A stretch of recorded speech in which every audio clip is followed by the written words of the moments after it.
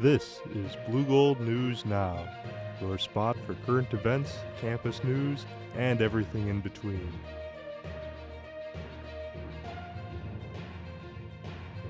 Now, live from Tower's basement, it's BNN with our hosts Alex Rubio and Marissa Day.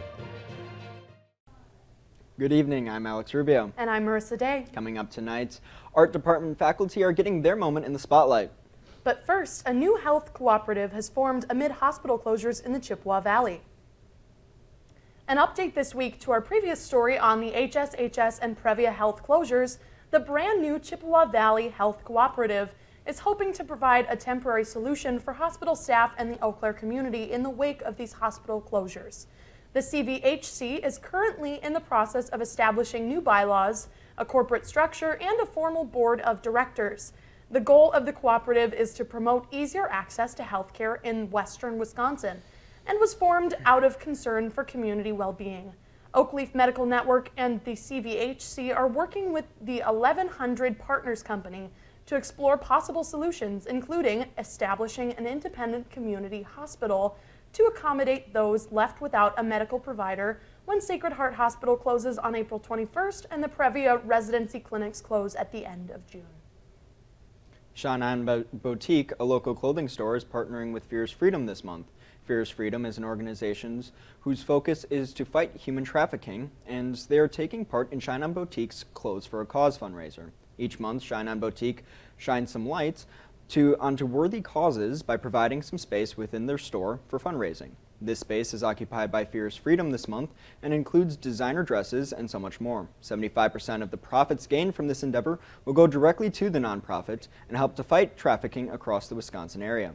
If you are looking to support this nonprofit, you can find Shannon Boutique at 2209 Fairfax Street. Coming up after this break, we explore the latest art exhibit in the Foster Gallery. And your weekly weather forecast. Stay tuned after this.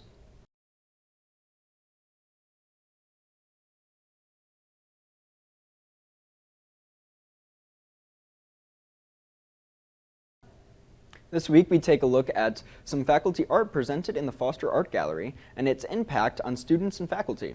BNN reporter Samantha Burnett has the story. Thanks, Alex and Marissa. The Foster Art Gallery has a long history of faculty exhibits ranging from showings every year to every other year.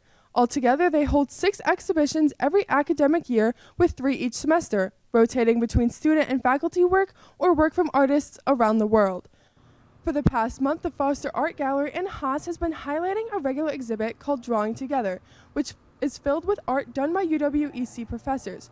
This exhibit allows professors to showcase scholarly work, showing students and the university what they are capable of. This exhibit displays a variety of mediums based on professors' expertise. Amanda Bulger discusses the impact this exhibition has on students. This one is a really good show for students. You know, sometimes students have the opportunity to get excited about their work being on display, but this show is more of a teaching opportunity. It allows students to see the work that their faculty are making. It helps them to connect ideas that we talk about in class in ways that faculty are actually executing them within our own professional practice. It helps students to realize that the faculty who are teaching them aren't just teachers, but we're practicing artists who are demonstrating all the same applications that we're hoping that they build within classes. The Foster Art Gallery will hold 2 more exhibits this semester. If you are interested, you can look up the Foster Art Gallery on the UWEC page, and there you will find a calendar with the dates and descriptions. I'm BNN reporter Samantha Burnett. Back to you, Alex and Marissa. Thanks, Sam. How about that art exhibit, Alex? I mean, seeing faculty work, I'm sure that has great impact on students. Exactly. I was watching up there and it looked amazing. Some of those pieces were super cool and the shots were really well done. So I would honestly be willing to go check that out if we ever got the chance to. Absolutely. Well, between homework. Speaking of art, how about we go to some performance art? Exactly. Ernest, the latest theatrical production from the UWEC Music and Theater Department, closes their run this weekend at the Pablo Center. Ernest is a witty comedy that takes audiences into the world of competitive air guitar and follows unlikely protagonist Nina through her journey to Ernest's stardom with the help of her ragtag group of newfound friends. Ernest encourages audiences to find the rock star inside of themselves and promotes individuality, competition, and a love for music. The final performances of Airness will be this weekend, Thursday through Saturday, March 7th through 9th at 7:30 p.m. and Sunday, March 10th at 1:30 p.m. To purchase tickets, visit pablocenter.org/events. A new small business has opened its doors to the Eau Claire community as well as its taste buds. The restaurant is called the Riverside Cafe, not to be confused with the dining hall here on campus. Believe me, the food looks way better there. Had its grand opening last Friday. The business has found its home in the old China Walk building on Water Street and offers a mix of Japanese and Korean cuisine. The shop hopes to share a more diverse look into cultural foods around the world by bringing them right to our backyard. The Riverside Cafe looks to be a great place to pick up some unique, tasty treats and expand your palate. What an interesting new addition to the Eau Claire area, right? Absolutely, and we needed something to fill in that building after China Walk left. Exactly. No, I think it'll be a great new restaurant to go to. I mean, I know when we were looking at some of the food, and like in the OTS that I had, like they had the corn dogs, and I thought there was pineapple on the outside, but it's actually like potatoes, and the donuts look amazing. It just sounds delicious, you know, Exactly. and sometime I think we should stop by and give it a try. Yeah. And if it's a nice day, go check it out yourself. BNN will return with your weather forecast. And more after this short break.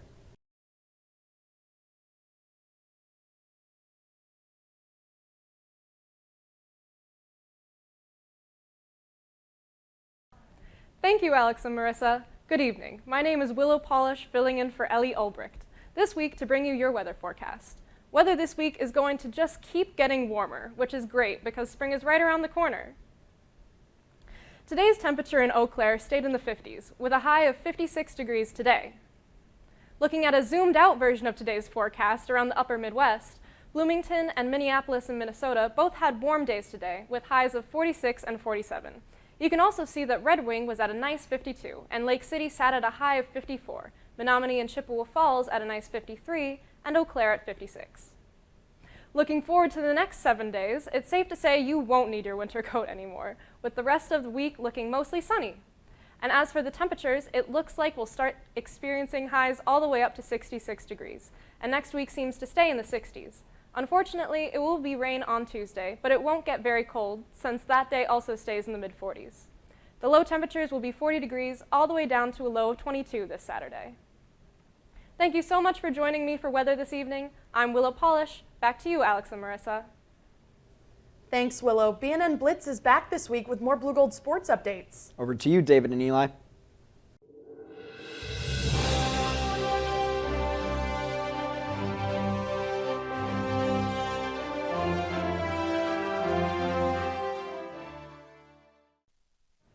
Thanks, Alex and Marissa. Welcome to BNN Blitz, everybody. I'm David Abel. And I'm Eli Bennis. David and I are back with your weekly recap of Blue Gold sports in action. UW Eau Claire Wrestling participated in the NCAA Upper Midwest Regional, March 1st and the 2nd in Stevens Point. The team scored 160.5 points and secured a third-place finish. 6 Blue Golds qualified for the NCAA Championships hosted by UW La Crosse, March 15th and 16th. Those Blue Golds include Jared Stricker, Izzy Balsiger, Tyler Fleetwood, Zach Sato, Tristan Massey, and Niall Schoenfelder. Third-year Jared Stricker was the champion in the 174-pound weight class, winning by medical forfeit before the championship match. Good luck to the Blue Golds competing in the NCAA Championships. UW Eau Claire's women's hockey team faced UW River Falls March 2nd in hopes of securing the O'Brien Trophy, in what was a scrappy and defensive battle between the two teams. The Blue Golds got on the board first with a goal from Ellie Anderson early in the third period. The Falcons answered shortly after with a goal of their own and would eventually win with a goal in overtime. The big factor of the game was the Falcons' 38 shots on the goal versus the Blue Golds' 20. Blue Golds women's hockey finished the year off with an excellent record of 21-7. Next, men's hockey went on the road to face Stevens Point March 2nd. The start of the game went in favor of Stevens Point as they capitalized for 3 first-period goals. While the Blue Golds received a goal from Kyla Grundy in the second period, they weren't able to come back and fell 5-1. It was also a successful season for the Blue Golds men hockey team, as they held a record of 17-9-2. Congratulations, Blue Gold hockey, a successful season. UW Eau Claire Swim and Dive will send 6 swimmers to the NCAA Championships. The Blue Golds women's swimming team notched selections from Ella Weaver in the 100 and 200-yard breaststroke and Molly Hossack in the 500-yard freestyle. The Blue Goats will also compete in a 400-yard medley that includes Kiara Bisson, Sydney McGueen, Eliana Planis, and Ella Weaver. The women's NCAA championships are set for March 13th through the 16th in Greensboro, North Carolina. First-year Blake Wallen of the men's swim and dive team qualified for the men's NCAA championships alongside Caden Denner, who is named an alternate for the 400-yard individual medley. The men's NCAA championships are March 20th through 23rd, also in Greensboro, North Carolina. Good luck, Blue Golds. The UW Eau Claire gymnastics team ends the regular season with a home victory. The team scored top placements in every event. Junior Harriet Toth was the sole all-around competitor and scored 37.495 points. The gymnastics team goes on the road to St. Paul on Saturday, March 9th for the WIAC Championships and National College Gymnastics Association West Regional. Good luck to the Blue Gold gymnastics team. That's all for the world of Blue Gold sports. I'm David Abel. And I'm Eli Bennis. Back to you, Alex and Marissa.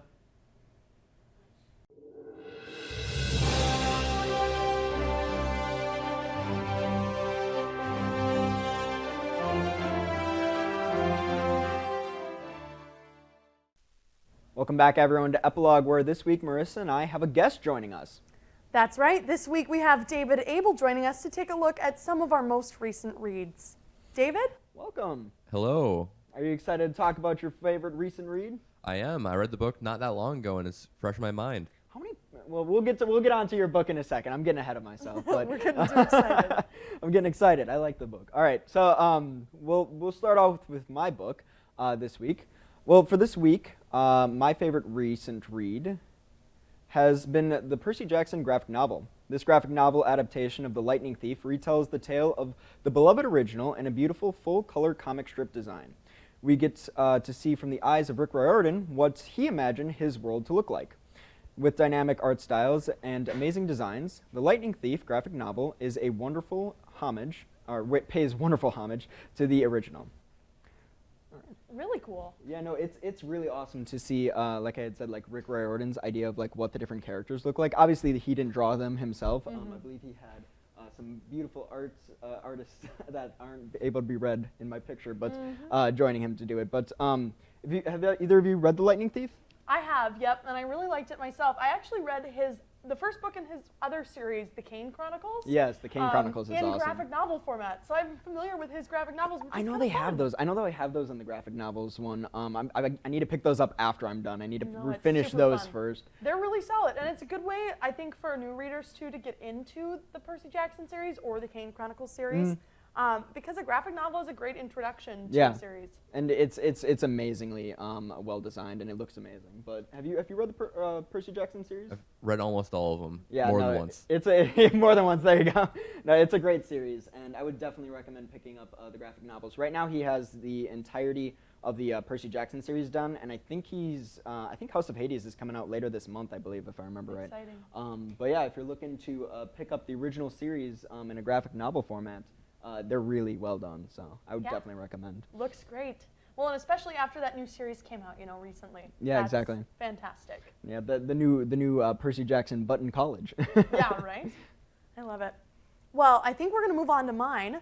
Next up, we have my favorite, which is called I Didn't Know I Needed This. Yes, that's the title. Author Eli Rallo offers an irreverent, laugh-out-loud funny, and searingly honest take on modern dating and romance with tips, tricks, and survival guide style rules. I Didn't Know I Needed This is the dose of confidence every girl needs to live their life on their own terms. Now, I just started this, and I really, really like it. I've been following Eli Rallo for a while. She's an internet personality and does a couple different things, but her lists, her survival guide style rules are like some of my favorites. They're comedic, and it's not like a regimented list of things you have to do, but it's a funny take on like what's in and what's not. And I just feel like this is going to be a good read for March, especially because it's Women's History Month, and it's definitely one of those that it covers a topic of women's empowerment that isn't always covered, women's empowerment through dating, which is really cool. But I think anybody could enjoy it, honestly. No, it looks like a really interesting book, and I love like the candy hearts on the front. I was going to ask, did you start reading this maybe last month? I did, just a little bit. I took a little sneak peek of it. But yeah, it's funny how she talks about her process to find the cover and to decide on how things go and such. It was really cool to like see this book coming to fruition almost, because I watched it from the very beginning as she talked about it online. So it's been really cool to like get to see the final product and see what it's like. It's always a lot more satisfying when you like follow along with something and then you get to finally see like the final product. It's I don't know, it's very satisfying to like just see the entire process. Exactly. Well, and it's a little different for me too because it's nonfiction. I'm a big fiction reader, but it's nonfiction, and I wouldn't say it fits into the self-help category, but it definitely is an advice column of sorts. But it's kind of a take what you need and leave what you don't. So it's kind of cool, and I'm really excited about it. All right. Well, I think that's on to your book then, David. Yeah. Alrighty. So the book I chose was Game of Thrones by George R.R. Martin. It is set 15 years after Robert's Rebellion, which was a war that usurped the prior king. And this book takes place just after a major political figure dies. And it's just a lot of political intrigue, and the main characters are just trying to figure out their way through life and what's going on in a kingdom that's like falling apart. Yeah, they're falling apart, and they're trying to figure out how to work their way through life. So I have to ask, because I don't know if I will ever get the chance to read the Game of Thrones series. I've seen the series, like the TV show series, the TV show series. How does the book compare to it? Because a lot of people say it's like it's the book adaptations to like the TV series or movies is like awful usually. How did they do? I haven't watched the series, but people say that for the first couple of seasons it follows pretty close. I know there are some differences with characters being renamed and some plot lines being dropped and others being added, but overall they follow it pretty close from what I've heard. That's awesome. That's really cool. No, I love the Game of Thrones series. Like I was definitely a House Stark or the dragons. I forget. Well, Targaryen. Yeah, there you go, that one. But no, I definitely would like to read it at some point. So you're just talking about the first one in the series, correct? Yes. How many are there in the entire series? They're still writing them. I believe there's a total of 7, and I think he's currently on book 5. That makes sense why there wasn't an 8th book for the 8th season. If you've heard anything about the series, it's probably about the 8th season. Yep, I've heard plenty. Plenty of comments. But, well, no, thank you for joining us this week. It's super cool to start to see some of our reporters and some other people's like opinions on books and movies, especially when you're bringing something like Game of Thrones for your first one. It's definitely one of those fantasy series that people love, and it's pretty widely loved. I mean, it became a TV series because it had such a following, so it's definitely one of those that people really do love. The world just feels really real when you read it. It's really fleshed out, and if you didn't know, you would think it would be real. Yeah. And that's almost like one of the cool things is that you get to, I mean, you've read the books now, and you can like go and watch the series and see from the eyes of like who created the series, like how did they interpret the book. That's one of like the best things and why I like bringing books into Epilogue is because essentially what books are is just movies that we play out in our minds. And in a lot of ways, like the graphic novel that I brought up, we get to see from a different perspective what they thought the books looked like. And it's unique for every single person. So, well, thank you for bringing your book onto Epilogue this week. Thank you for having me. Of course. Perfect. Well, I think that's all we have tonight, Alex. Join us next week for your latest updates and weather.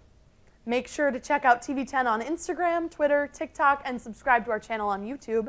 I'm Marissa Day. And I'm Alex Rubio. Thank you, and good night.